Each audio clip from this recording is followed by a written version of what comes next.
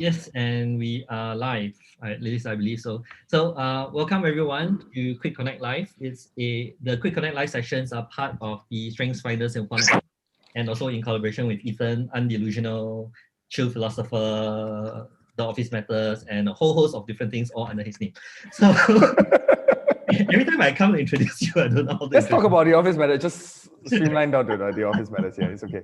It does so many things, right? So we have this every alternate Tuesdays, and we talk about a specific topic. So for today's session, it's about the 4 quadrants of non-politicians. So it has nothing to do with US elections and politics and stuff. In case you are following, it's quite funny actually at some parts. You mean the debates? Yeah, the first debate, right? I was telling my dad that when I was watching it, they should just give a mute button and just mute them so they don't interrupt one another. And thankfully, that's exactly what they're going to do on the third debate, right? Yes, so that's yes. quite cool. So thanks everyone. So welcome to the Quick Connect Live. And so Ethan, you want to get people to introduce themselves first? I just everybody introduce yourself first. Yeah. Okay. So everyone, maybe what we can do is just go one round. Just introduce yourself. Your name. What do you do? Do you think Ethan is handsome? Okay. That is not the main topic to be talked about. Sorry, no. Okay. So, your name. What do you do? And what? And then What do you think of office politics? your thoughts on office politics? Yes. Your thoughts on office politics. Okay, Yeah. cool. So on the top left-hand corner for me, the first person is actually Ken. So Ken, would you like to go first? I can see your finger, Ethan. That's quite funny. That's the point. Hi guys, my name is Ken. Currently, I'm working in an office as something like doing operations. So nothing much, nothing special. So yeah. What do you think of office politics? Sorry again. What are your thoughts on office politics? Office politics is something that can be managed, lah. So it just takes a bit of a maneuvering and just play nice and also play punk with some people, lah. So know when to play nice and when to play punk, and you'll be all right. Just survive with it. Okay. And Ken, we'll pass to the person behind you that I can see, which would be Melody. Melody, Hi. intro, what you do, and what do you think of office politics? Hi, I'm Melody. I am general manager to a bespoke audiovisual company.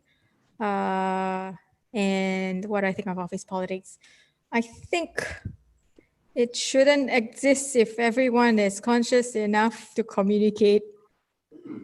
Yep. Okay. Thank you. Ethan, now you'll be last. Mahesh? Hi, Mahesh Iyer from Bangalore, India. Currently, I'm both a Gallup strengths coach and BP10 business coach.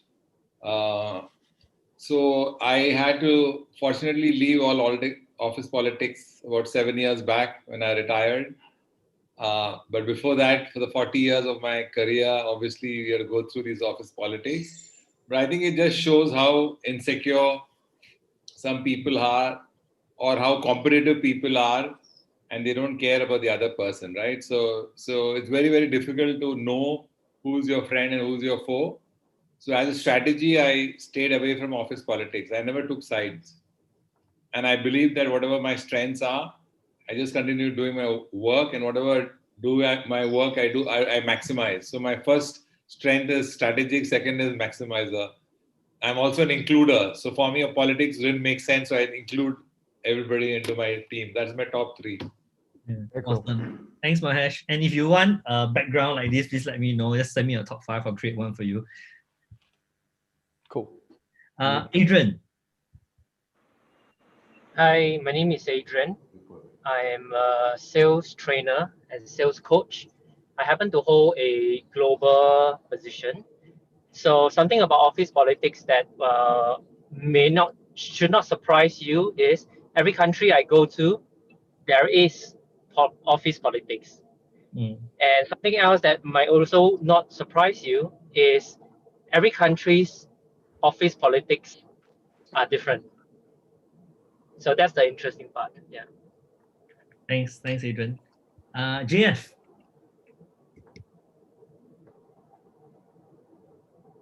Hi, sorry, I had to find the unmute button. I'm JF, I'm a web developer. I'm also Ethan's cousin. Office politics, I think it's an unnecessary evil. It's something that should not exist in a perfect world, but sometimes you just have to learn how to deal with it. If it happens, that's my thinking about it. Thanks, JF. Sure. Hi, everyone. I'm Cher. I am in the States. I'm actually in Omaha, Nebraska.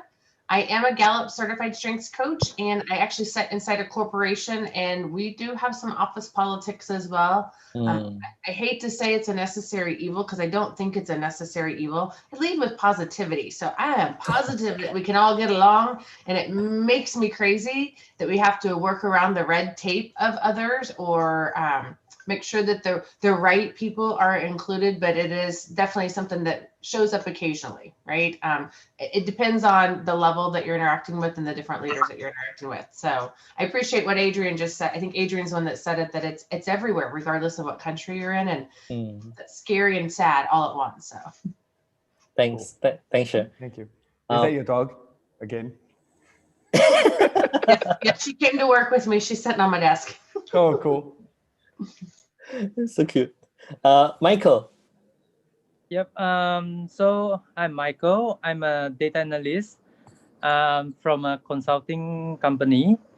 So I've been working almost 2 years, and so far I haven't been in politics, I guess. So sometimes I think maybe I'm the one who create politics, or maybe I'm the one who backstabbed by someone. So I don't know. Maybe because I'm not the one that know much about politics. Yeah, and also I will more focus on myself. And one of my strength is positivity. So most of the time I will think positive, and I will think that is not politics instead. Okay. Yeah, that's from me. Thanks. Cool. Thanks, Michael. Bulbul. Hello everyone, my name is Bulbul. I'm currently based in Singapore. Currently I'm not working, I'm a housewife at this moment, but I have a 11 plus of years experience in project management, and I left my job last year for taking a break and rest. So for me, office politics is a part of every job. You cannot ignore it, you cannot avoid it. The main thing is how to survive that. So if you cannot survive, then maybe you lost, and you get lots of opportunities. And sometimes if you are not able to survive in a particular office, better to look for another office for new politics. Yeah, when the politics becomes toxic, right? Yes. Yeah. Cool. Thanks, Bulbul. Nana? Hi everyone. This is Nana. So for me, I'm a trainer. So office politics to me, I don't really know how to recognize office politics. So I especially like to watch all those show as involving all those palace, which they say is office politics type. How to survive in the office, how to survive in the palace. Yeah. But then for me personally, if I do see politics, I think I'll just run away. Yep. Thanks, Nana. And Thank we you. have AJ who just joined us. Hey, AJ. Hi. Hi, AJ. Just quick introduction of yourself, what you do, and what do you think of office politics, just in time. What do I do? I help women. You what? What? What? AJ, what? Mandy knows that. He helps women. He helps, is it? Help was the verb? Yeah. Okay, In what sense? AJ, this is like a new job, so I don't know. No, been around for quite a number of years. Oh, okay. Working in charity. Okay. He's working in the charity. Okay. Okay. Because I didn't hear help, I heard another word. So I wonder what's the word you heard, Alex. HUG.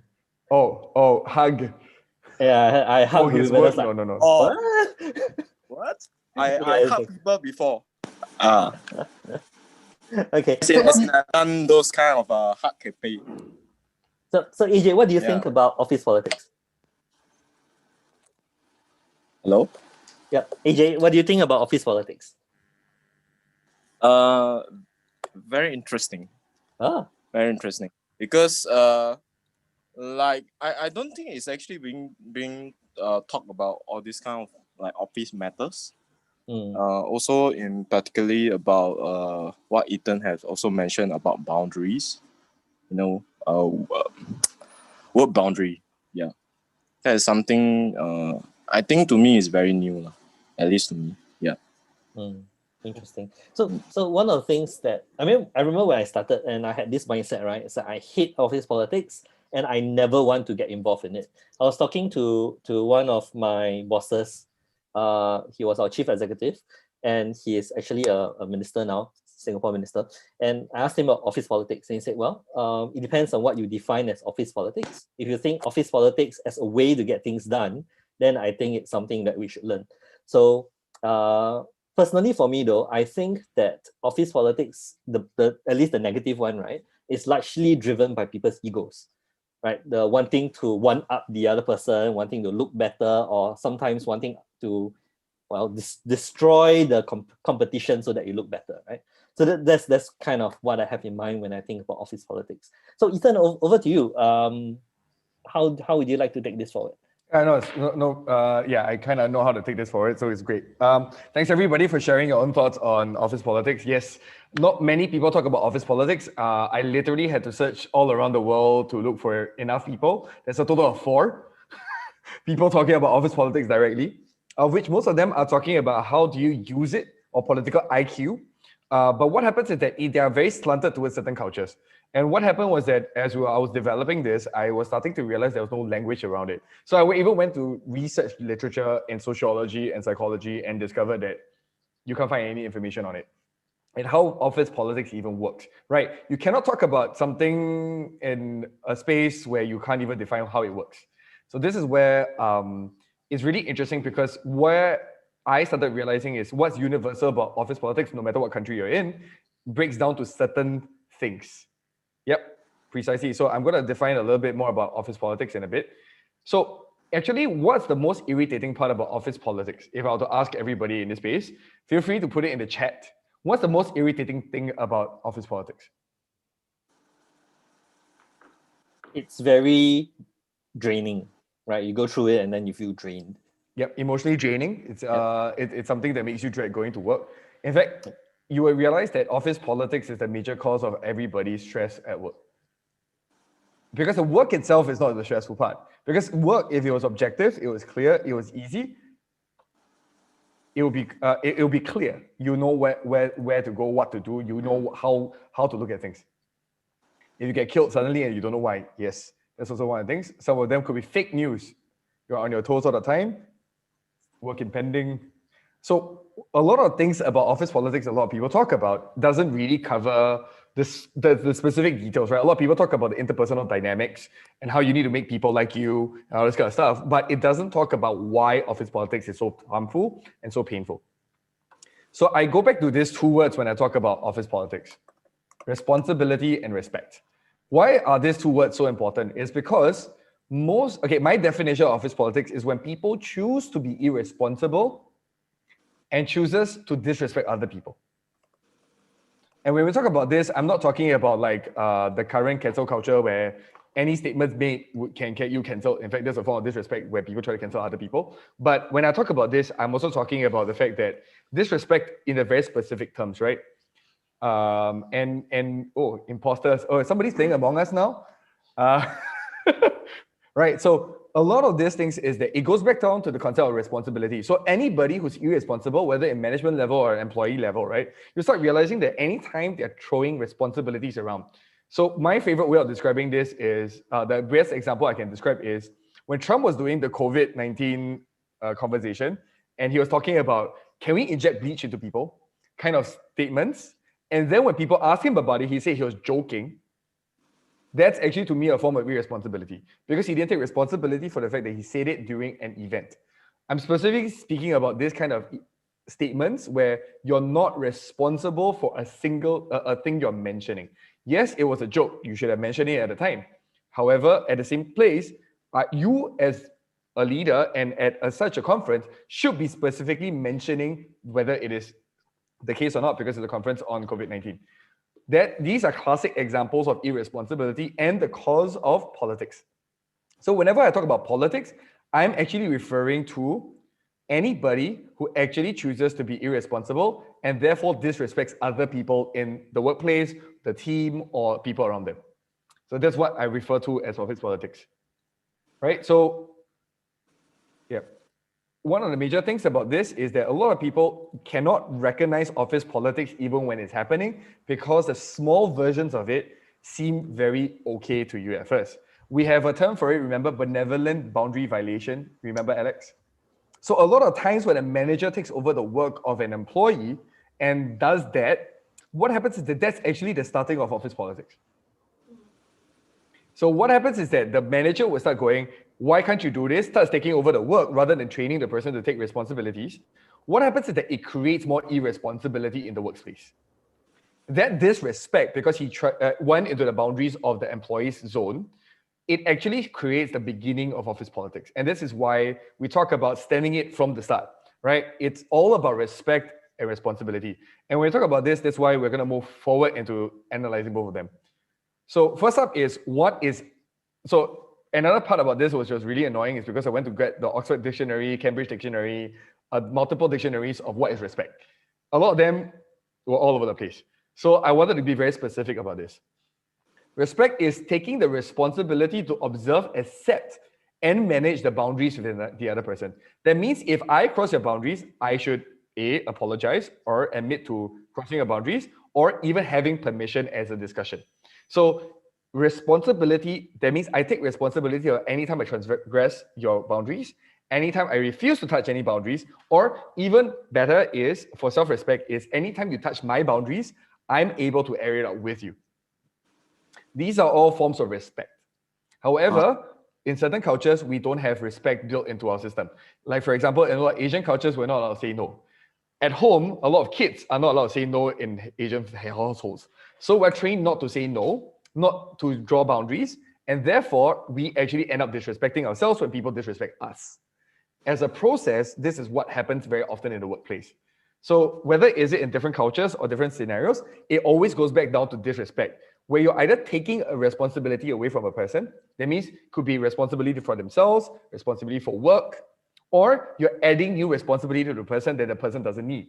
For example, if you start telling a person they're fat, why is this a disrespect? When you start telling a person it's fat and stressing them out about it, you're trying to add on the responsibility for them to take care of their weight, for example. And when they're not ready and you're crossing those boundaries, that's a form of disrespect. So being very specific here. Yep. Any questions or any statements here? Ethan, then when it comes to bosses crossing boundary between like work-life balance, that's a very challenging thing that I actually see also in Asia culture. Absolutely. Yep. Yeah. So there are cases where, you know, like some bosses, they will say work is part of life, but end up is work is all of life. Yes. So these people very often have no self-respect. So if you notice, a lot of these boundary crossers themselves don't know how to draw boundaries themselves. So they don't know how to draw boundaries, therefore they trample on everybody else's boundaries. And this is what I talk about for the different non-politicians. Why is this the case? Because everybody actually doesn't think they're playing politics. In fact, majority of people who are cognizant of the fact that they're playing office politics or politics within itself find it perfectly fine, which means that they're actually not playing politics. What we view as politics is very often malicious, often all about self-gain. But very often, if you ask the people, individuals, right, they actually don't believe they're politicians, especially the biggest politics players. So that was a huge discovery as we were doing for different cultures and different companies. We started recognizing that the politics players felt that what they did was right, not politics. So we need to recognize that that's part of why politics exists. We can't identify it even when it happens, or that even we're contributing to it, which is why everybody is actually a non-politician. But here's some ways that you're kind of involved in politics. The next part about this is responsibility. So specifically, what is responsibility all about is about you having to contribute towards as well as taking the consequences of decisions and actions in the process of getting to the goals. So when I talk about this is that whenever a task is given to you and you take responsibility for it, you need to contribute to the movement towards the goal, which means you have to give resources, whether it's time, energy, skills, effort. All these kind of things needs to put into it. That's how taking responsibility works, as well as taking on the consequences. When you take the consequences away from somebody, and I go back to parenting, right? When a kid does something wrong and a parent defends them, they're taking the consequences away from the kid. This creates disrespect. This also creates irresponsibility for the kid. So these are also cycles in the process. For example, if a person does his job well and the consequence, which should be reward and credit, is taken away from him, that's office politics. When it's a form of disrespect and removal of responsibility from a person, either in the form of removing their contribution or removing the consequences. Right? So this is where it's very interesting, because once you break it down to this level, you start looking at your interactions on a daily level as to whether you are actually traversing this. So in order to look at this, there are certain tendencies that people go for in different scenarios in their lives. Some people are certain type at work and certain type at home. So what we're looking at right now is purely at work. There are certain types of people, and these are the 4 different quadrants based on respect and responsibility. So when we talk about this, right, on the y-axis here, sorry, I'm going to go math on everybody. On the y-axis here, what happens is that these are the people who extend their boundaries into other people's space. So they have little respect for other people in the sense of they like to extend their boundaries. What happens on the other end is permissive boundaries, which is where you are likely to get everybody to enter your boundaries. That means you have no sense of boundary. So extensive boundaries are the people who like to tell other people what to do. The permissive boundaries like to be told what to do. So this is the y-axis. On the x-axis, the left side are people who have a tendency to underestimate their ability to take responsibility, whereas the one on the right tends to like to take on extra responsibilities. In each role that you play, you'll start recognizing that you have certain tendencies. For example, the mule you see on the bottom right-hand corner is the person who often ends up carrying the whole team in a project or different things and just quietly do it.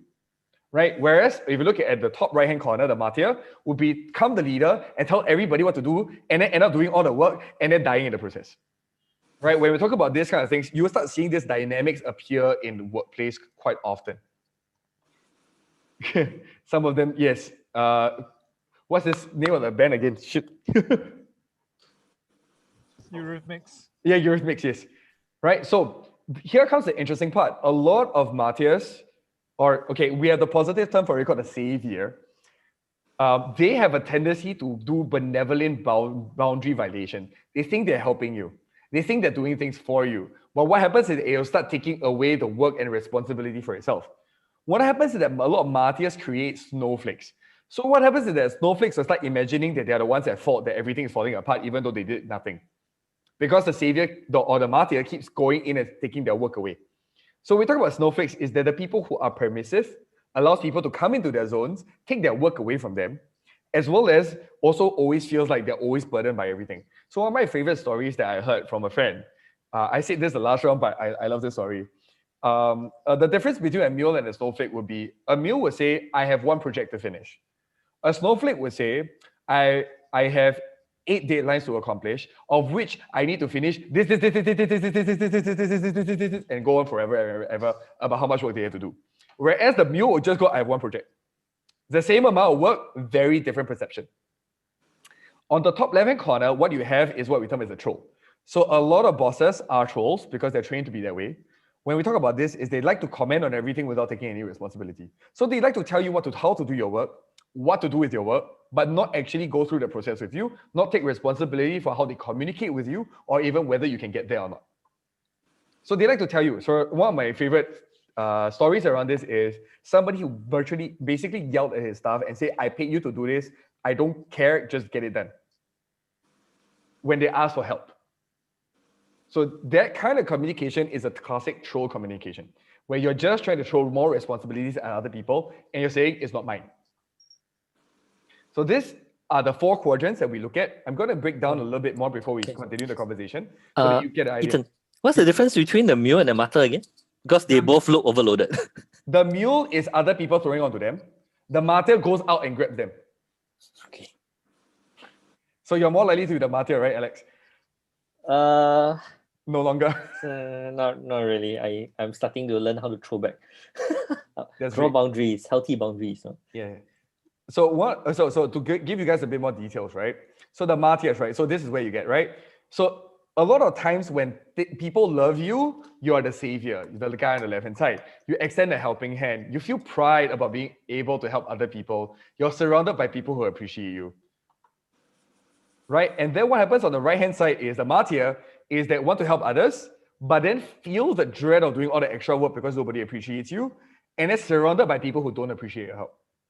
So the difference between a savior and a martyr is very simple, whether the people around you appreciate you or not. There's a lot of saviors who become martyrs as they do more and more work, as they take more and more things onto their plates, because everybody starts taking them for granted. That's usually what happens for a lot of saviors. Then we look at the next one. We call That it exactly I was going to ask you. Sure. That exactly I was going to ask you, that savior can become martyr also. Yes. So it depends on context and the people around them, right? So if people start taking them for granted, gone. Yeah. Yep, that's exactly it. And then you have the privilege and the snowflake. So when we talk about the privilege, they're like the eye power kings. When in Singapore, we call it eye power, meaning they have the ability to move mountains using their eyes, meaning they tell other people what to do and magically things will happen. Usually what happens is these people are very rich and powerful and they have a lot of people under them to just point at things to make things work. So a lot of these are what we term as the privilege. But very often they feel very overwhelmed because they're not actually doing the work. They don't see the fruits of their labor because they're not doing any labor. What happens is that they don't actually go out of their way to find new responsibilities, but they're happy to just keep pointing around to different things and feeling about different things. Another thing about privileged people is that they often are the type of people who feel like the world is against them, even when nothing's happening. So other people are more successful than me, even though I've already made more money than all of them. Everybody is da, even though, so then that's what happens when they start feeling more and more stressed out. Why? Because they feel like nobody can help them, so they are surrounded by people who don't offer any help. So a lot of privileged people very often have a lot of people who save them, whereas a snowflake is a person who starts feeling that way without other people helping them. So it depends on the situation. You're a privileged and a snowflake depending on your context and the people around you. And the next one we call the critic and the troll. So on the left-hand side is the classic consultant. Right? A lot of consultants function as this. They don't take on extra responsibility. A lot of memes around the consultancy world is very much around this. They don't take the extra responsibilities, but they reach beyond their boundaries. So they like to tell people what they're doing, what they should do, how they should live their lives, what they should be doing, how they should be doing certain things. But they don't actually help you with the implementation process per se, necessarily. If they do, then it's a different story. But they don't take the extra responsibility, and they're always surrounded by people who actually appreciate their advice and suggestions. So these people are on top of the world. They don't need to do too much. They just need to tell people what to do with their lives. And they feel like they're kings. On the right-hand side, it's called the troll. The only difference is whether people appreciate them or not again. Right? So this is where they don't take extra responsibilities, but they like to talk a lot about what other people should be doing. So your online trolls are the classic trolls. They are the people always saying things and how people should do things and how other people are stupid, but not actually taking any responsibility to solve it. So that's why they function the way they do. And then at the same time, they're also being unappreciated for it. And then they feel like they're maligned by the whole world and misunderstood by the whole world. So this is how the non-politicians work. And then last but not least is the mule, or the key man or the mule. So the key man is the person who ends up taking all the responsibilities of the team, but is happy doing so. So if you look at the boundaries here, right, he is extended his boundaries to everybody else's boundaries, right? So what happens is that he carries it because everybody happily throws it onto his plate. Because he goes, no worries, I'll take it on. No worries, I'll take it on. And everybody goes, wow, great job. You're so wonderful, right? That's what a key man does. But then on the right-hand side, basically when people stop appreciating you and start telling you, hey, how come you're not doing as much work as before? How come you are not finishing as fast as before? That's when you start being burnt out. You start feeling really, really tired, and you start being unappreciated, and you start feeling like, why am I carrying the whole load of this company or this team without getting any rewards in return?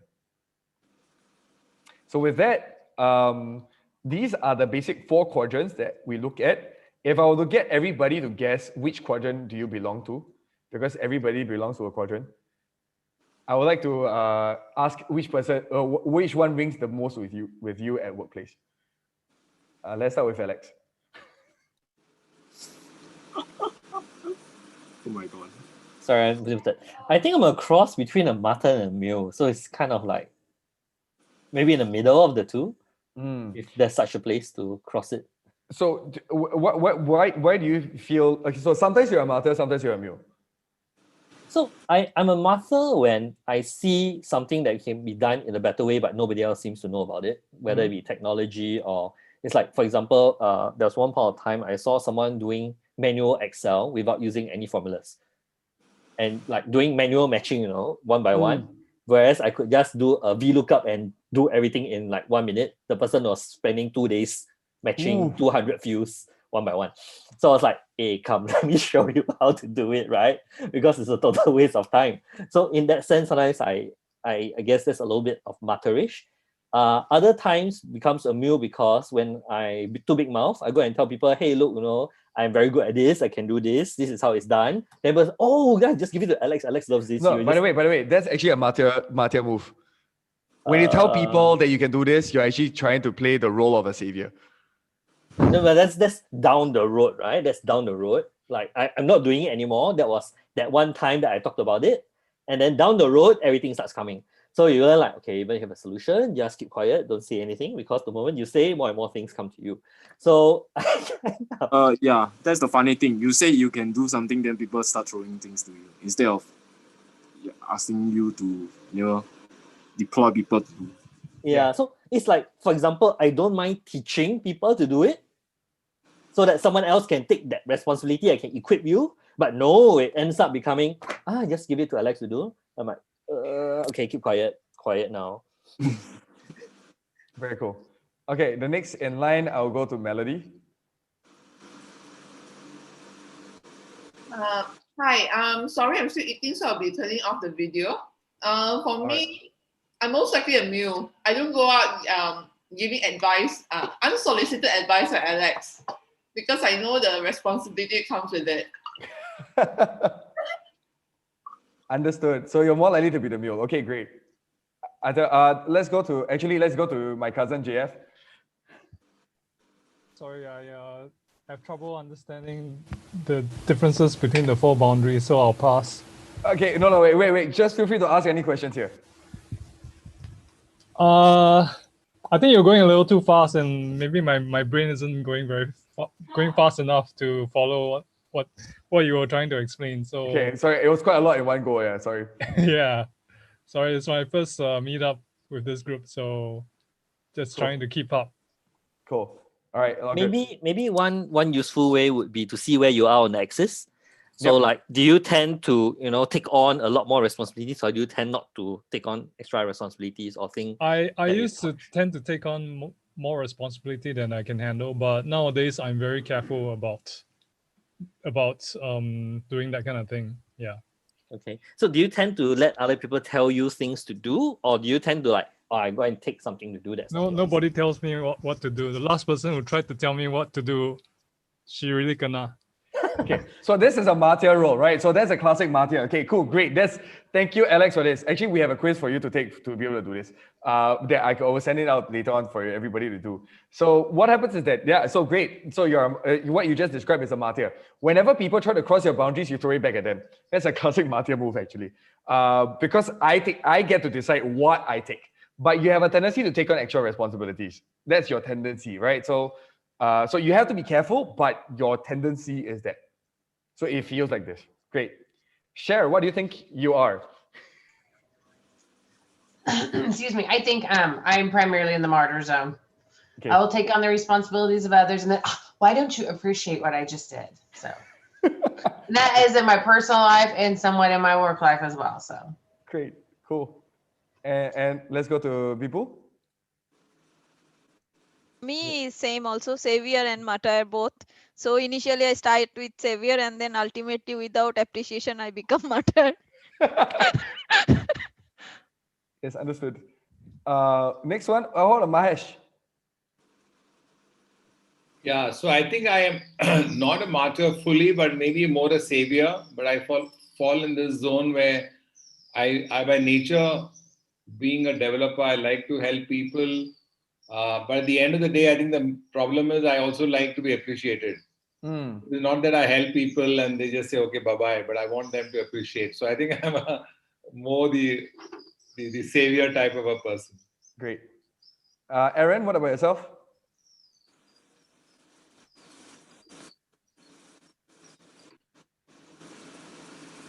Aaron, I think because he's still driving, I will move on to Michael. Yep. So I think I will more on Mew. Because I never say no to. I mean, I never say no to my task. So usually my manager will give me tasks, and if the task is not possible, then I will say no.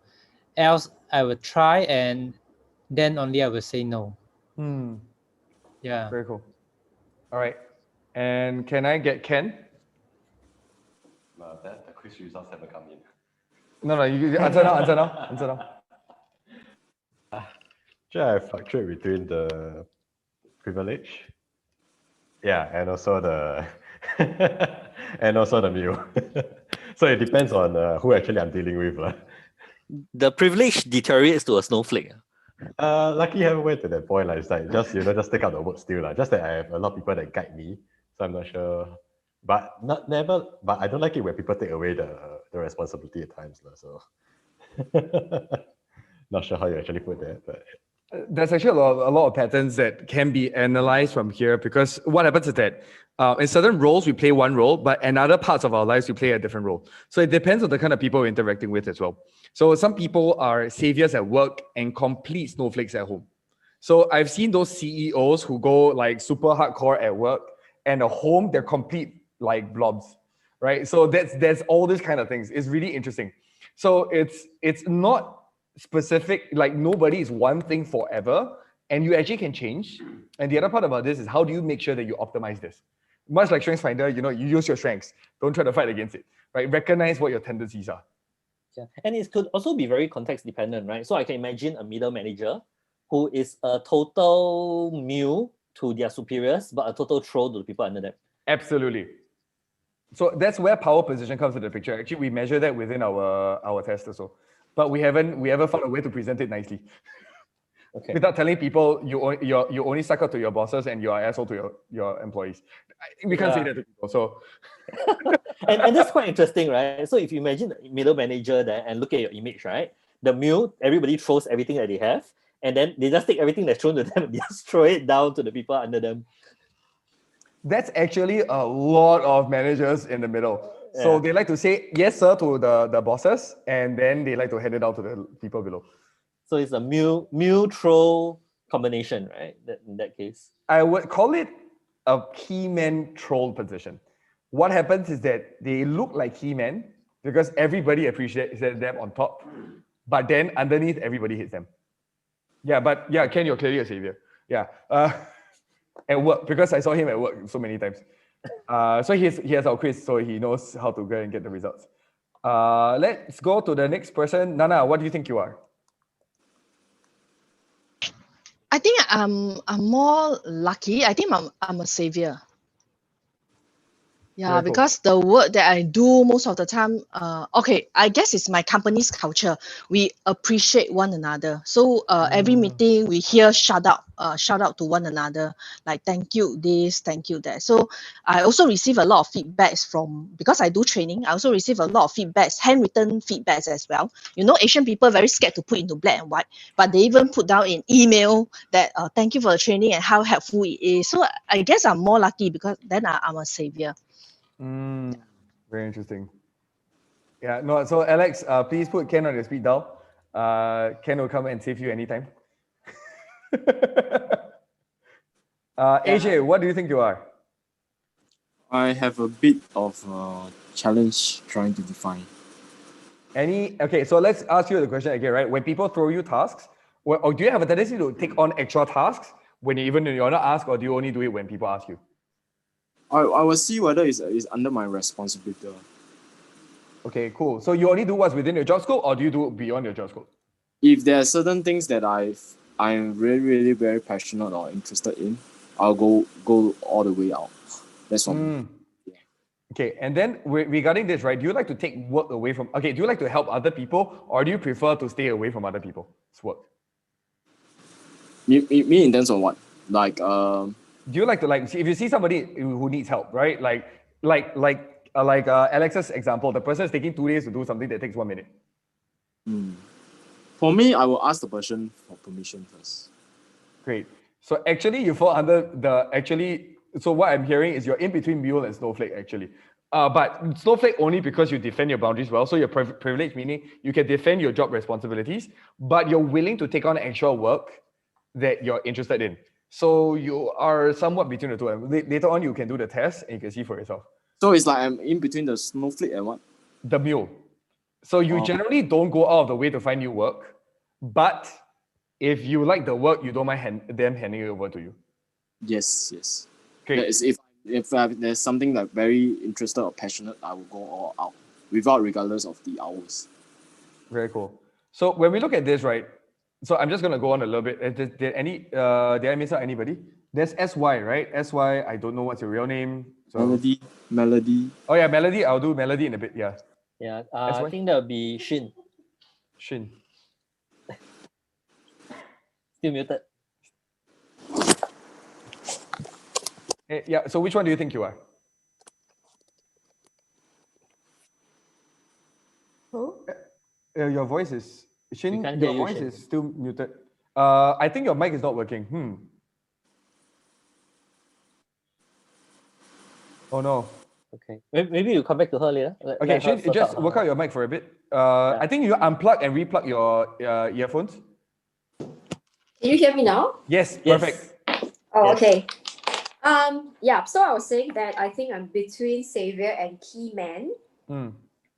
So a savior when my strategic is at the basement, when I think I'm God, I can save everybody. And then to take out, whatever things and to really want to be helpful in every other thing.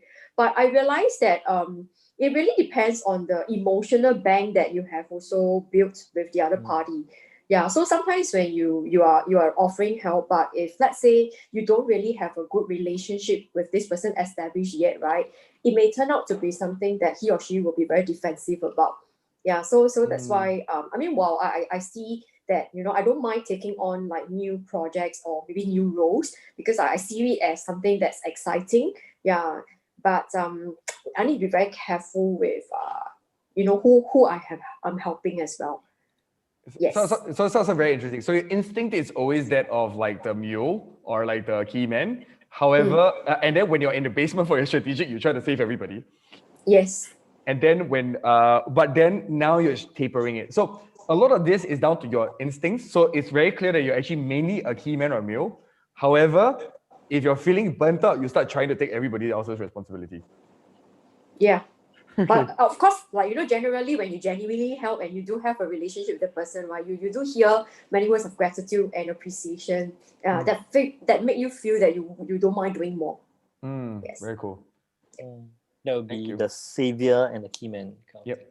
Yeah. We have Valerie who just joined us as well. Yeah, no, Valerie answered just now. So she answered already? Yeah, so it was Melody who didn't answer. Valerie is the first to answer after you. Yeah, Alex, I answered already. I'm a mule. Oh, sorry. I heard Alex, I got disconnected, so I had to come in again. Okay. So, Ethan, I thought it's quite interesting, right? This model. There are two observations. One is for each of these four, there's a pair, and the difference for the pair is usually dependent on. It's a non-controllable factor. It's dependent on some other person. So whether you're appreciated or not depends on the third party. Yes. Whether or not you are helped or supported also depends on the third party. So that seems to be the differentiating factor.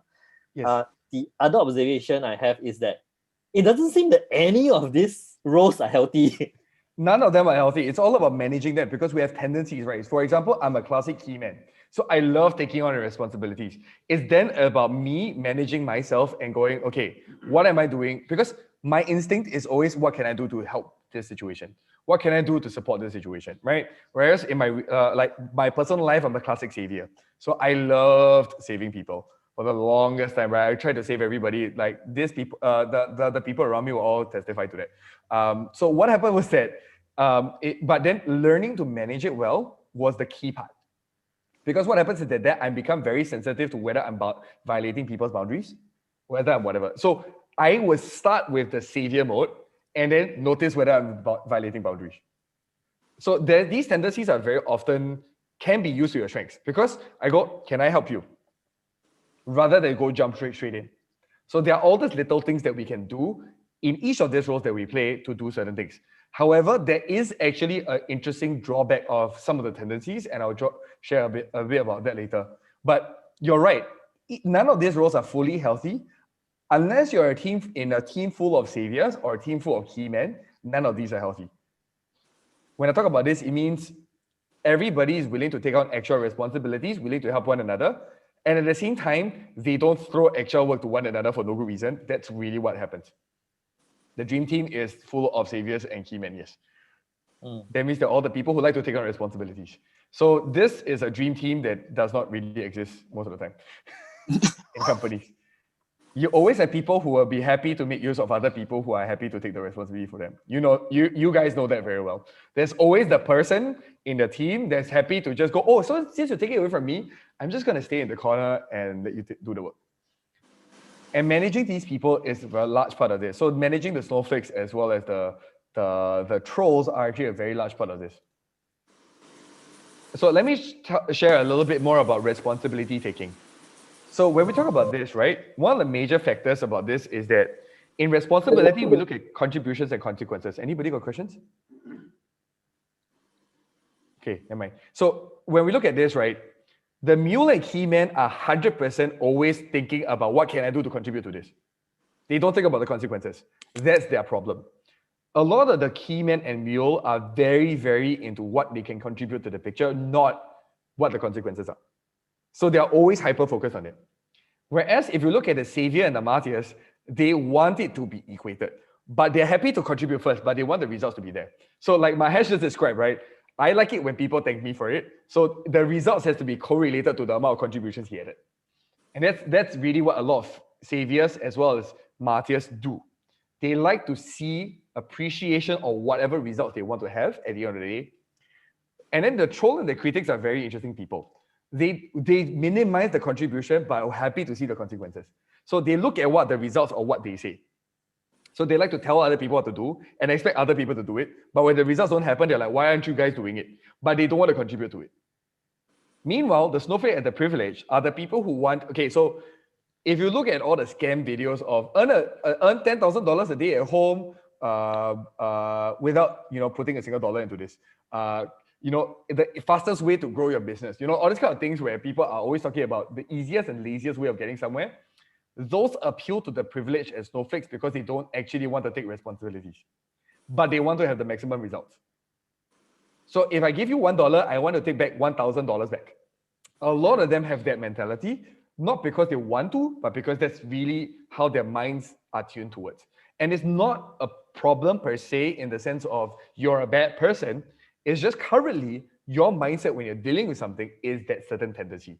How do you manage it? What are you going to do on that? What we realized as we started analyzing more of this, and we're actually doing a little bit more research into this, is that very often if you're interested in something and you're in the learning phase, you're the mule or key man. Very often, if you're an effective leader, you're actually switching between these 4 roles. So all the top roles. Hey, Ethan, sorry, can you explain the matter with regards to the contribution and consequence again? So what happens is that the martyr the only difference between the martyr and savior is the martyr's consequences are really negative. So here's the middle line. Here's all the negative consequences. Here's all the positive consequences. So the savior gets all the positive consequences and martyr gets all the negative. So martyrs, right, the interesting part about this is that they might do all the work, but they get none of the appreciation. Negative consequences. They might finish the work, they might achieve all the results, but nobody appreciates them. But that's what they care about. So it's a negative consequence to them. But the meal also could be not appreciated, right? Yes, and that's why the meal is here. Okay. But they don't focus on the appreciation. They actually focus on how much they contribute. Only once they actually were very, very misused and abused for a long period of time do they start feeling negative about it. Which is why most meals don't realize they've been abused until about 1 or 2 years down the road. Okay, cool, thanks. And then we also talk about this, right? So there's this other thing about respect. So a lot of cultures, and we talk about this in every different country, right? Different countries have different ways of forming respect. And so in Asian culture, for example, again, no is not a very common word that we use. So for us, most people like to a lot of people like to disrespect other people. They like to cross boundaries a lot. So whenever why asshole bosses are so popular in certain types of cultures is because they are the people who can force the rest of the people to take on the roles. So they are the ones who are easily bowled over and they will do all the work. So if you look at a lot of Asian companies, what happens is that you have a slave driving boss and a lot of hardworking people below them. And this is a very common office politics culture in Asia context, especially East Asia. So what happens is that the mules below them will just take all the extra things. And what happens is that they have their bosses have a tendency to just disrespect other people by throwing work onto them. Whereas on the other side of the picture, the key man, the mule, the privileged, and the snowflake are very afraid of taking initiatives. So when we talk about this, is that the people up here who are looking for permission are what we term as asking for permission, not for forgiveness. On the other side is asking for forgiveness, not for permission. So in different cultures, the skill will be in different areas, right? So I realized that a lot of American culture that I've interacted with is a little bit more forward. They will cross boundaries first before checking in with people because they say, move fast and break things. One of the biggest things about startup. So in startups, they move fast and break things. They tend to be very disrespectful. They tend to cross a lot of boundaries. Whereas in Asia, why a lot of startups cannot seem to grow the way they should be is because they often asking for permission before anything else. So this is where a lot of the cultural aspects happens.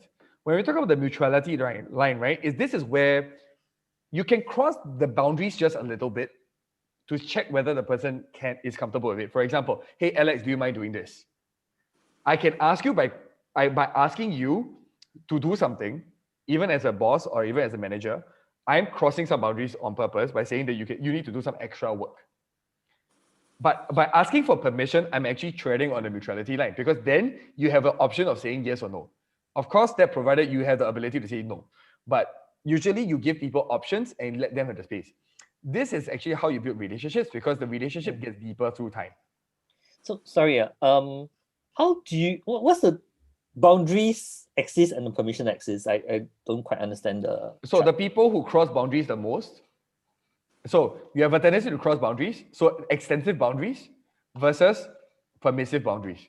So when I talk about extensive boundaries, is they like to get out of their zone. So they will extend out into your space. So these people extend into your space before they think about, oh wait, I need your permission. Okay, so I'm reading it as low permission, high boundary. What does that mean? Low permission, high boundary means you have a tendency to cross into other people's boundaries. Without realizing it? Without realizing it, you don't ask for permission. Okay, then high permission, low boundary means? You will let everybody come into your zone. And you wait for permission before you do anything. So permission and boundary sounds like the flip side of the same thing. That's why I'm a bit confused. They're quite, it's a bit different because permission and boundary is, so are you focusing on permission or are you focusing on boundaries? So are you focusing on moving and getting things done, or are you waiting for permission? Can I say that in Asia culture, it's like we are normally asking more for permission because of the way we are being brought up? A lot of our cultures are very much permission-based. We need to wait for authority to agree with us. Whereas the defiant, or like the more individualistic cultures tend to allow people to be a little bit defiant and therefore cross boundaries. So I don't need to wait for you to agree with me, I just do first. Or I would move forward first. So there are certain tendencies that people do. And especially for saviors, they have a tendency to go straight into other people's boundaries and take out their work.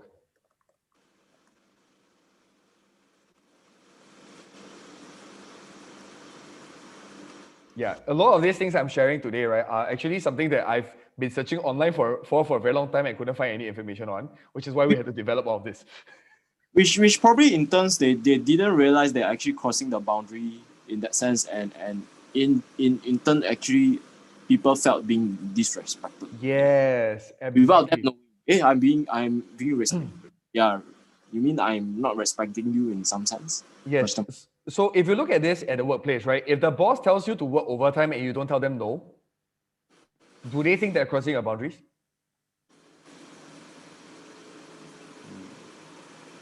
Another thing which is interesting about Asian cultures, the moment I pay you money, I can cross boundaries all I want.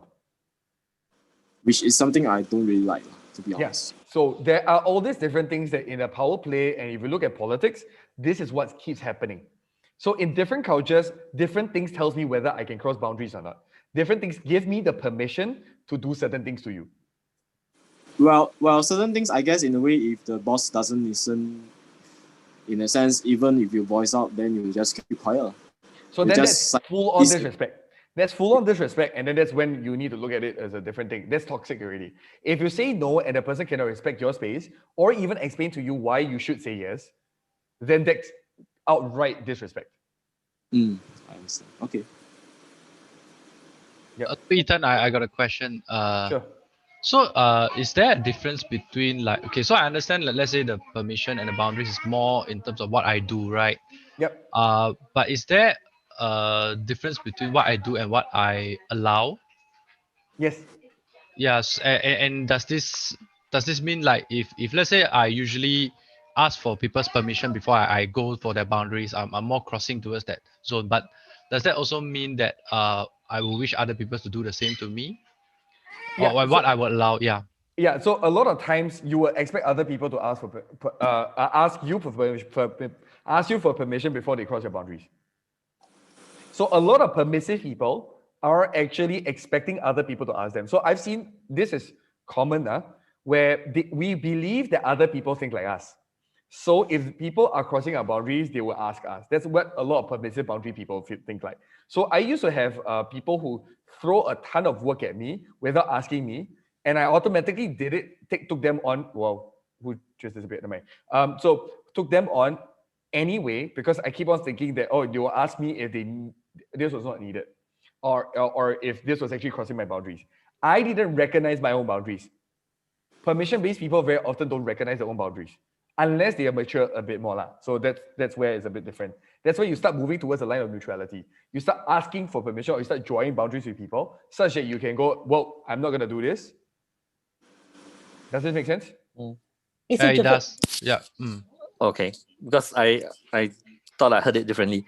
Jeffrey, I heard you asking the other way, like, do people who cross boundaries also expect other people to cross their boundaries? That's No, why. actually, that's the interesting part. Most people who cross boundaries are very defensive of their boundaries. Oh, that's interesting. So the mindset is actually one-sided, right? Yes. So they can cross people's boundaries, but if people were to cross their boundaries, then they might just draw the line. Yes. That's a very common behavior, actually. So very often, so in Asian cultures, we have a belief that as long as you have greater power or greater social status, you can cross people's boundaries. So if you pay them money, if you're of a higher status, you can cross their boundaries. If you're of a lower status, you have permissive boundaries. Whereas in Western cultures, what I noticed is it, again, varies from country to country. But a lot of Western cultures, very much, everybody is boundaries, like they're very aware of their own boundaries. And they tend to extend beyond their boundaries quite a bit more in the typical business world on the managerial level. So what happens is that's what keeps getting people in higher positions in the office. By the way, most people who rise in companies tend to be offensive in terms of the boundaries. They go into other people's spaces regularly, because the concept of a business owner typically is that you get other people to do the work. You don't do the work yourself. Which means if you like doing things, you're less likely to rise in companies. That's a common mentality in business. So very often, if you, the book Give and Take, for example, gave a very good example of a person who's a very big giver. And people started questioning whether she has the ability to take on higher roles because she's too nice. So these are very important things that we look at when we look at leadership. A lot of us look at leaders as people who cross boundaries all the time, actually. So we like saviors, we like trolls, we like critics. We like people with the loud mouths in our cultures. Why? Because we look at them as leaders for some weird reason. And that's a very common thing. So in other words, people generally gravitate to trolls as good leaders, or rather perceive trolls as leaders. Yep. I know a couple of con men that I know personally who actually made it to become directors of big companies. So I was blown away. They don't do any of the work, right? So I've seen this evolve. Like these people play a lot of politics, not because they want to, but they actually think that they're doing their work by delegating their work, because that's what a business owner should do. What do you say Trump is? This is a sensitive topic to a lot of people, but Ethan, but yeah, sure. Sorry. Bubu, yes. I want to ask you one thing, that what to do if you unintentionally become a part of a politics, like because every time, I mean, people like me who is savior and martyr, they always try to do responsibility and try to prove themselves, because we are always wanted to tell that whatever responsibility has given, I am capable of doing that. So lots of time it happens from the higher management that they want to do the job done. So if in the team there is some people who are not capable enough of doing things quickly, then they take that job and they give that job to that person who is doing that, and they are end up taking lots of roles. And in that case, unintentionally later, when the team environment has become toxic, and you came to know that one of the team member who is not performing well, that is because the manager has been taken up the role from her or him and given to you, and you didn't know that person has been felt disrespected, offended, and that's why that her performance or his performance is going down. Yes. So this is where communication is really key. So that's actually the whole role of leadership. We don't know what a leader is supposed to do today. Actually, when I read so many leadership books, right, a leader is supposed to be firm, kind, wonderful, giving, assholic, all this different list of things, right? Like I call it empathetic, yet at the same time firm, clear. Like the list is going longer and longer. Every single book has a different thing about what a leader should be. I'm just saying, right? Like if you're a typical leader today and manager today, the number of things people expect you to be is like complete diametric opposites at half the time. Like one half of the time is you're supposed to be good. Next half of the time you're supposed to be bad, right? Then you're like, wait, what am I supposed to do? So a lot of leaders don't know what responsibility means because they're trying to live up to everybody's expectations of them. This is where, yeah. Do you think that situational leadership is coming in that perspective, how to handle all kind of people in your team? Yes. And creating a balance between all these 4 quadrants to make a healthy politics, or not even having a politics? Yeah, so getting people to recognize their value in the company as different roles, right? For example, if there's a person who is a snowflake in the company who is always complaining about how much work they have when they're doing this little work, then it's up to the leader to decide, A, to keep or fire. That's a very important question, right? Because if a person is a snowflake in a company and burning everybody else's resources, why is the person in the company? Then comes the next part. If you're keeping the person, what kind of training, what kind of things are you going to do to help this person get out of their funk? So if you're talking about mental health or different things, you can send them for therapy, send them for different things, because a person might be a snowflake because their personal life might be exploding, and it's not that they want to be a snowflake. So that's why I also say the roles are not because of the person per se, it's always due to whatever scenarios they have in their life. So then what can you do to support this person so that they stop being a snowflake? How can they take up responsibilities in a workplace? So that's the role of a leader. A leader needs to do these things and be very clear.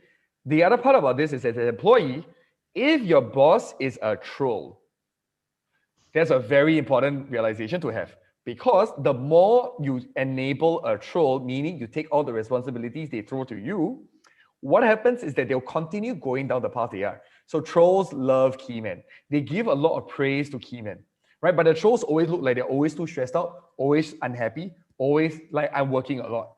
But the keyman is the one actually doing all the work. So this is a very common dynamic I see in offices. What happens is that the key man then needs to learn to go, whoa, how much of this is actually his responsibility? How much is actually mine? what is healthy for me? Because I've seen people who work virtually 24 hours, virtually, while their bosses who look really, really busy do nothing. So that's also when you need to, as an individual, learn to manage it for yourself first. That's why for us, for the Office Matters, we're focusing on you taking care of yourself first. If you can't take care of yourself, you cannot take care of anyone else. We know that very well. So that's why it goes back to what can you do? My question is that because for me, if I say I am not worried about taking responsibility because I know I can manage that, but taking more responsibility if it is creating a unhealthy team culture, that's what I say. Yes. How to avoid that, or how to protect the team from having, because not being a manager, you don't have authority to do things. Great. In certain Asian culture, we can say some hierarchical culture we also have. You don't have authority to do. In that Very cool. situations, what as an employee I can do to avoid, because I experienced that thing and it's really becomes toxic for the whole team. Yes. So the key part here is I always go back to the leader. Ideally is you need to hold the leader responsible. That's what managing up is a large part of this equation. The next part about this is if you can support the people who are snowflakes, or you can support the people who are not really taking up responsibility and ask them, why are you doing this? You're actually bringing us down. Can we have a conversation about it? This is when you start taking a leadership role without having the authority.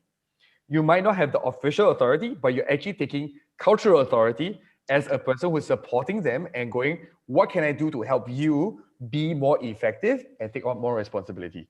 Okay. Then that's when you need to focus on that. Because if not, you'll just be helpless. Okay, understand. Thank you. Welcome. Ethan, you mentioned something quite interesting. You talk about bosses who look very busy but actually do nothing. So if they look very busy, how do you know they're not doing anything? So results.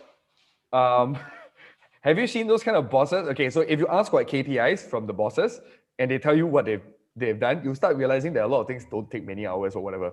Like unless, okay, so this goes back to the thing, right? I've worked with people who literally can sit there all day complaining that they're thinking about something, but nothing gets produced even after 3 months. You know who exactly I'm talking about? Yes. I've met a lot of people like this, actually. Right? So they say they're thinking a lot, but they're producing nothing at the end of 3 months. This is when you need to cut the thing and go, whoa, what actually are you contributing to this company or this team? Because actually a lot of times we need to be very clear.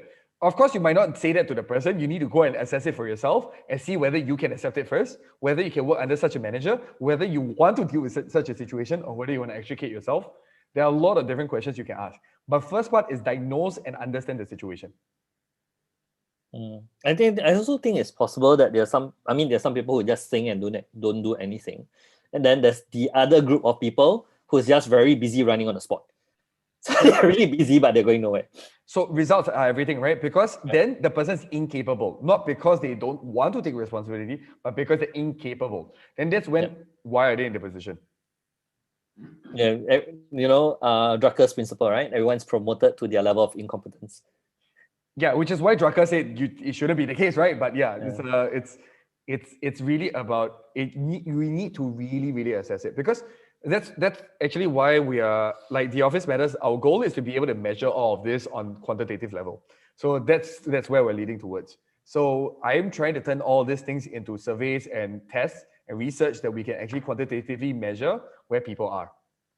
Cool, thanks. And now it's 9:10, so I think it's better for us to start going around and say the takeaways for everybody and what you think about it.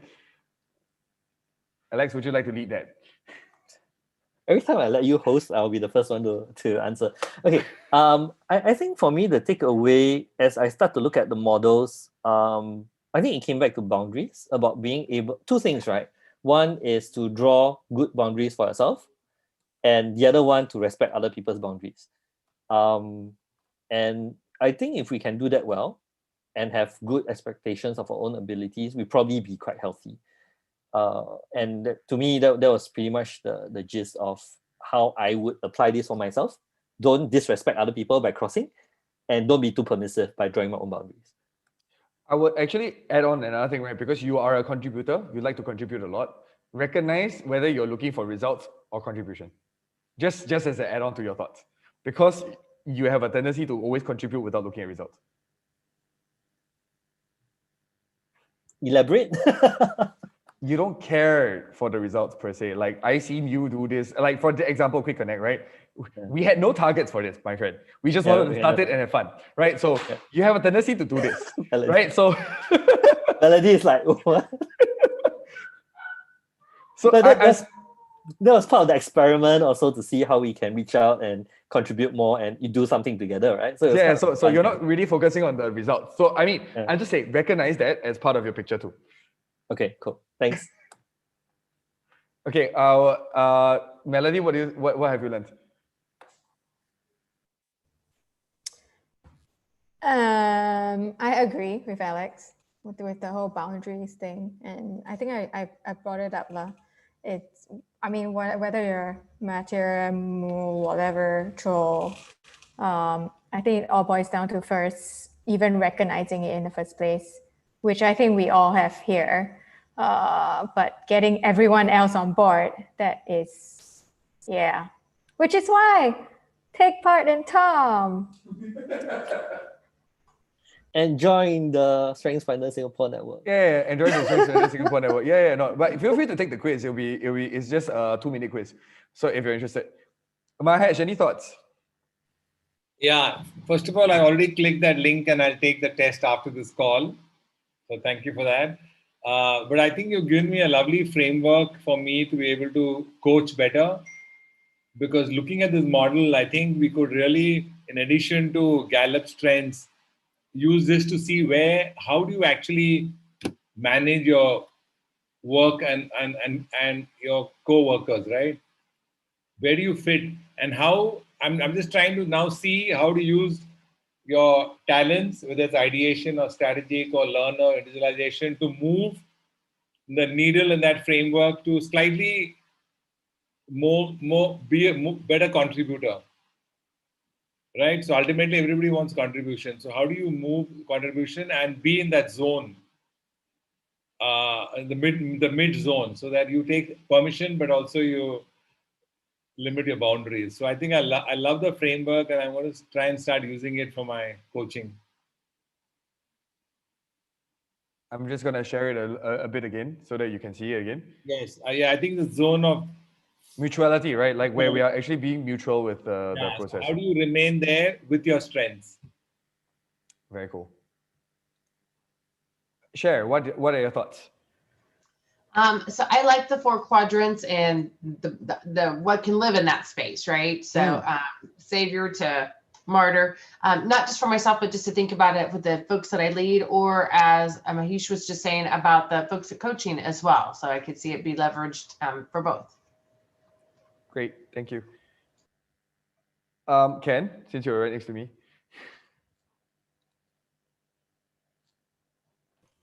So the thing is actually, the theory was actually to recognize what we are in different situations.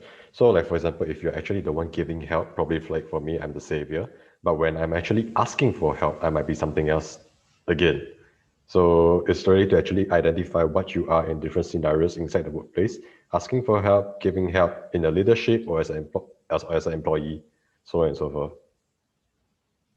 Cool. Interesting. All right, Boo Boo? For me, actually, the quadrant really helpful because I know in which quadrant I am, but I didn't know how to identify the other quadrant and what are the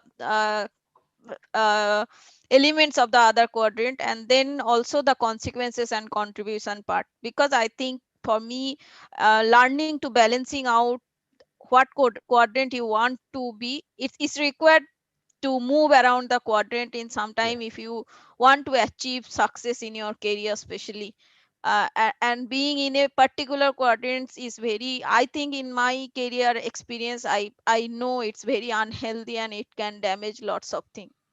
Yeah. So my goal for everybody is to be able to play any 4 depending on situations, depending on what's the best situation for you. Yes. Yep. Great. Thank you. Thank you, Boo Boo. Thank you. Jeffer. Oh, I joined halfway, I know. My key takeaway was the same question I asked you just now, right? So the distinction between what you do and what you will allow. I think that's quite important as well. I mean, because yeah, I think so is whether is it perception, right? What you because of what you think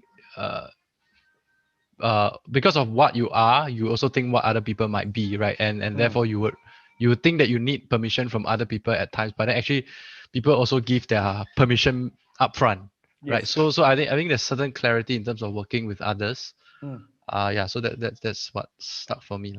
Very cool. Thanks. Shin? I guess when it comes to maybe managing a team, it is really about like you trying to find that and manage that balance. Yeah, and knowing your people well. Because different people at different seasons of their life may have different capacities when it comes to taking on responsibility. So this will also mean that there must be constant conversation going on. Yeah, where you get to understand them and hear from them and what are the aspirations at that point in time before maybe allocating a certain task to them. Yeah, and what really motivates them, I guess it's also important to hear that. So end of the day, I mean I told myself that I need to be very mindful, yeah, after knowing this, and as I strive towards balancing, right, for my own good and for other people's good also. And end of the day, go back to what guides me, yeah, in this decision in the process itself. Very cool. Thank you, Shin. Nana. For me, I would say that what you have just shared with us was correct. Yeah. Because when I was looking at are you stepping into boundaries or do you need permission to move ahead? For me, I'm a savior, so yeah. So I always do first. I don't even ask for permission. I just do first. So when you were talking about that, I thought of the things I've done. Yeah, okay, it's totally correct. So of course, like what the lady previously shared, I think is SY. Okay, I need to be more aware.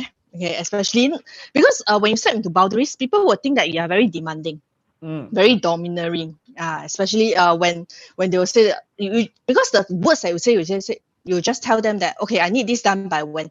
And they will ask you, so does it mean that I need to work on Saturday and Sunday? They'll say, I never say you need to work on Saturday, Sunday, but I just say you need to do it by when. Okay. So to them, it's like, okay. So I need to be more aware, I'll say, in case I step on people's tails or step on people's toes. Interesting. I just have a short response to that, right? So very often as saviors, right, you will stress everyone else out because they are always trying to move according to your space rather than having their own space to work around things. So especially saviors, right, they have a tendency to stress everyone else out, right? So because they're moving fast and they're breaking things and then like, oh no, right? So, and then there's all the panic. So yes, you're exactly right. Being mindful of how, when you talk to people, it makes them feel. So that's why we're building a whole course around how do you actually communicate as a savior, as a different type of people. Because what happens is that knowing where you are, then you can start tapering back and asking for permission, right? Asking for people to join you. So there's an invitation approach and the boundary approach. So boundary stepping approach is telling people, I need to get this done by then. If I go, I need this done by then, do you think it's possible? Just even changing that sentence. Do you think it's possible? Because I didn't want them to give me a no. Then that's your insecurity. I didn't want them to say a no. That's why I just full stop at I need this done by when, full stop. But it will stress the people out because they feel like they have no say. That's exactly it, right? Yes. So it crosses into the boundaries. Yes, that's why my boss always tell me that if he is one of my learners, he will probably have just resigned. Because I'm so strict and so fierce and so, so domineering, must do it my way. You have a lot of good intentions. It's just how you put it across. Yes. Yeah. To put it softer, my boss always say. Yeah. So that's interesting. Okay. And next one, thank AJ. you. AJ. For me, I feel the responsible and the boundary is a very interesting concept. So it really depends on individual, on whether through the interaction with them that you learn to ask permission or whether you draw the boundary. That's what I feel. Yeah. Cool. Thank you. Michael. Michael, any thoughts? What do you learn from this session? So from this session, I learned more on the permission part, and actually also from the responsibility side. So I also know that actually for those who actually have the power, then actually we will get more benefit compared to those who actually accept more.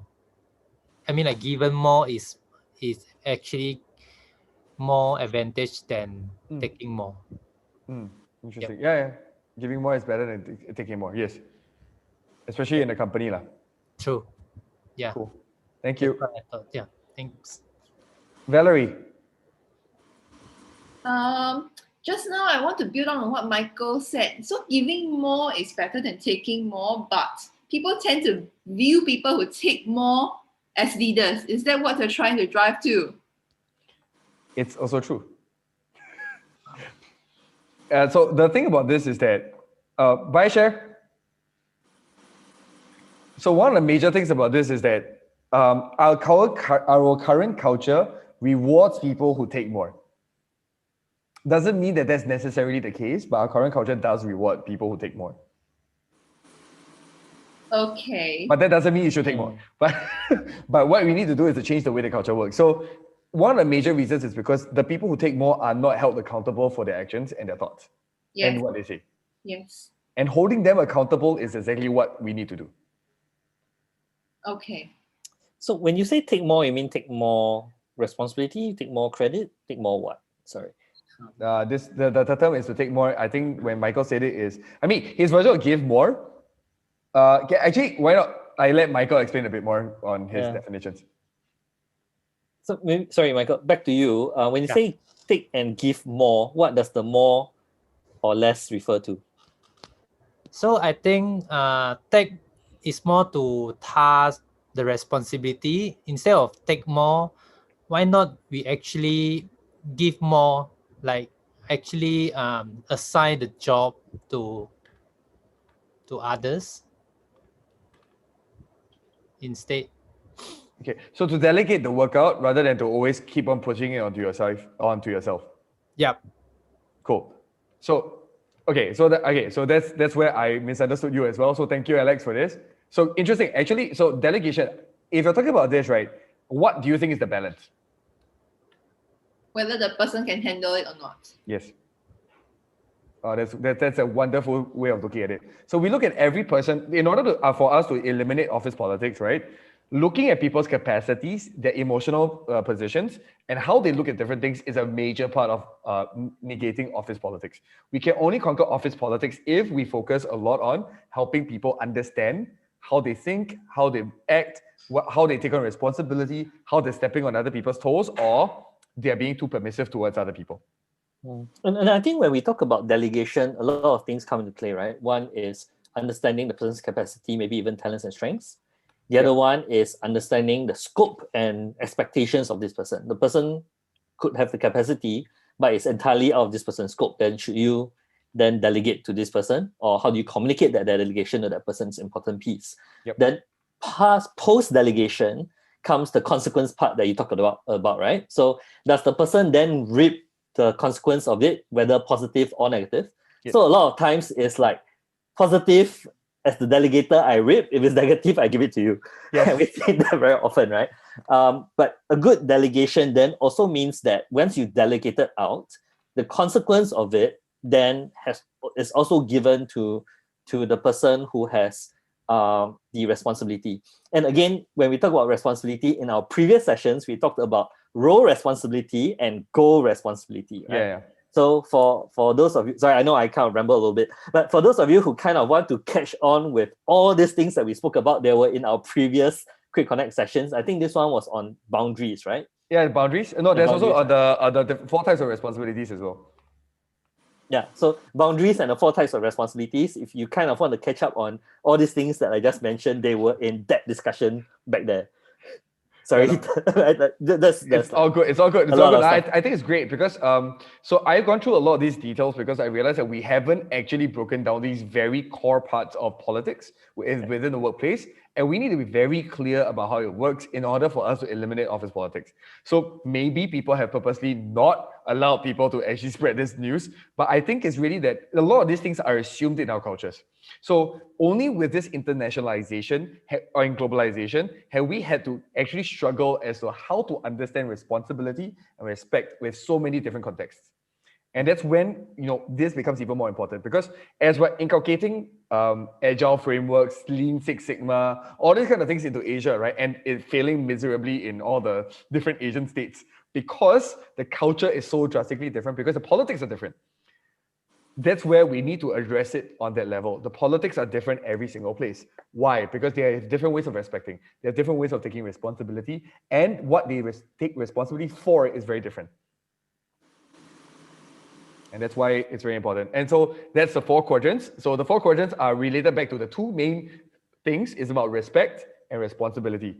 And once you understand respect and responsibility very intimately, you understand how to mitigate as well as manage office politics on a much more effective as well as sensitive level, where you can understand the nuances of what's actually happening with your office, how you're contributing to it, and what is actually happening and why people are playing politics. Yep. Thanks, Ethan. So guys, okay, you have closed, right? Anything Yep, else? I've closed. Yes. Okay, cool, awesome. So guys, we have a lot of information, as you can see. Whenever we start talking about boundaries, responsibilities, office politics, strengths, whatever it is, a lot of this information kind of gels together with some of the previous sessions. Even whatever just happened just now between Michael, where we talk about giving more and giving less, ties back to our earlier conversation about assumptions, right? Yes. About how do we state and how do we clarify assumptions. All the way back. All the way. I think that was like one of our first few, when COVID just started, kind of thing. So if you're keen to like go back and look at some of these things that we have talked about and tie everything in together, that's actually a very useful thing to do as well. So with that, thanks everyone for joining us.